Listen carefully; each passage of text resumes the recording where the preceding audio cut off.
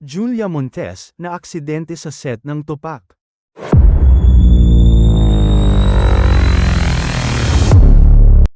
Ibinahagi ni kapamilya actress Julia Montes ang kinasangkutan niyang aksidente sa set ng pelikulang Tupac, isa sa mga lahok sa darating na 2024 Metro Manila Film Festival. Sa ulat ng ABS-CBN News kamakailan, sinabi ni Julia na napako raw ang tuhod niya habang sinushoot ang confrontation scene. Yung eksena na yun, nagko-confrontation na yung mga characters. Yun yung first meet-up namin ni Arjo, so medyo intense na yung mga bagay-bagay, lahad ni Julia.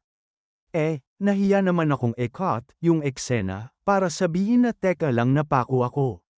So ang ginawa ko dahil intense yung eksena, wala sa akin yung camera doon ko hinugot yung pako, wika niya. Kaya naman pagkatapos ng nangyari, nagpaturok si Julia ng anti-tetanus. Nakatanggap din umano siya ng paalala sa partner niyang si Coco Martin kaugnay sa maingat na pagsasagawa ng maaksyong eksena. Pero sa kabila nito, hindi naman daw pinigilan ni Coco si Julia na ipagpatuloy pa rin ang pelikula. Aniya, kasi siya rin naman yung unang nagturo sa akin kung papaano hindi naman gumalaw. Kung paano yung safety. Proud siya, si Coco, hindi naman mawawala yun. Yung mga safety tips, nagamit naman namin, dugtong pa niya.